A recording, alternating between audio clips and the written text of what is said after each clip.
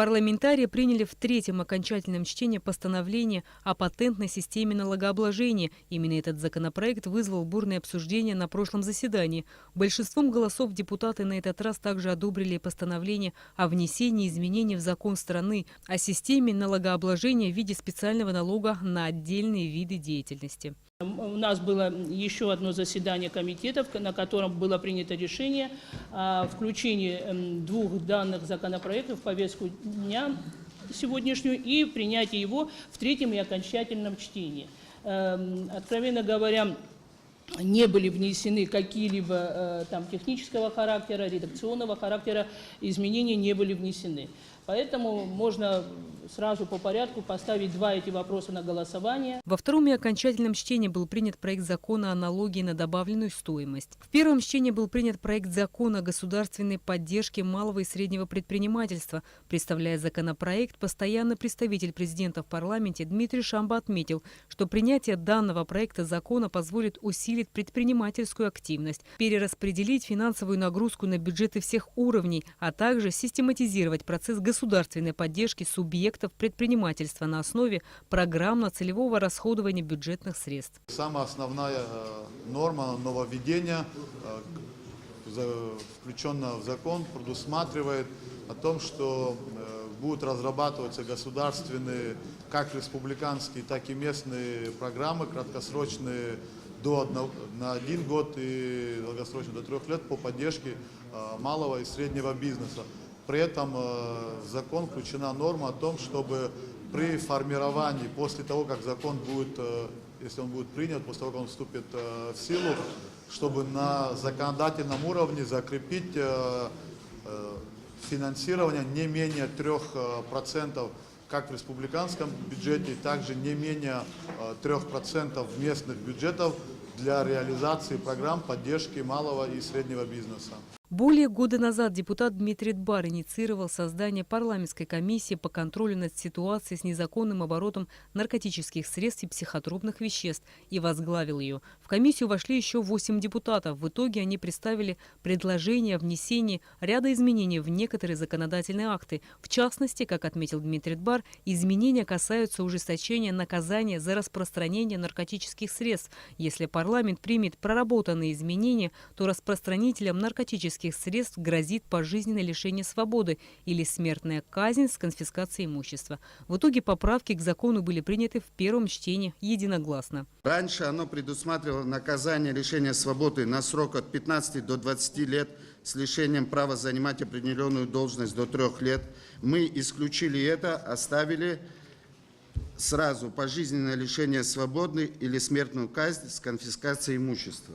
То есть люди, которые в крупном размере группой лиц перевозят через госграницу, если будут пойманы и доказаны, то есть эта санкция будет распространяться на них. Ни в коем случае эта санкция не распространяется на обычных людей, которые употребляют наркотические средства. Это касается именно распространителей. Кроме того, депутат Дмитрий Дбар предложил создать временную депутатскую комиссию по проверке деятельности паспортно-визовой службы республики. Предложение было единогласно одобрено.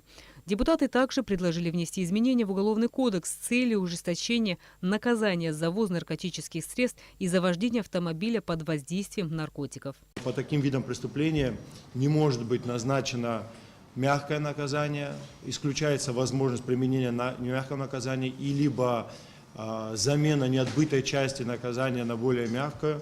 Также запрещено в соответствии с поправками условно-досрочное освобождение, применение такие меры пресечения, как домашний арест при избрании меры пресечения.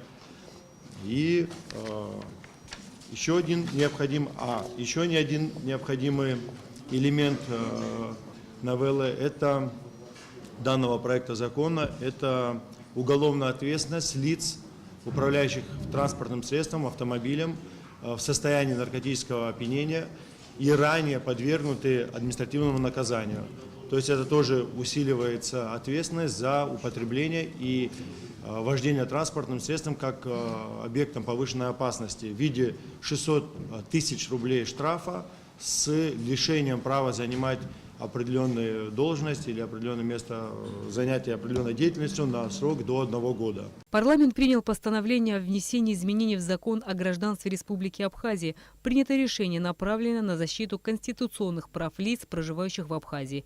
В доработанных поправках также определен дополнительный круг лиц, имеющих право на получение абхазского гражданства. В соответствии с законом о гражданстве для лиц не абхазской национальности критерии, связанные с получением гражданства, это основные, это ценз оседлости, то есть необходимость проживания гражданина не менее 5 лет на дату принятия акта о государственной независимости от 12 октября 1999 года, а также отсутствие иного гражданства, кроме гражданства Российской Федерации.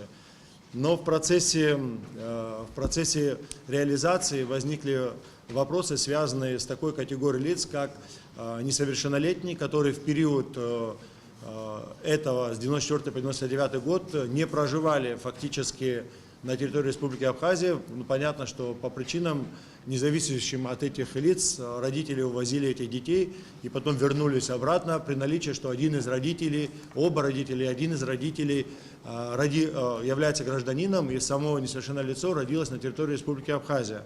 Вторая категория восполняется в круг лиц, которые автоматически получат гражданство.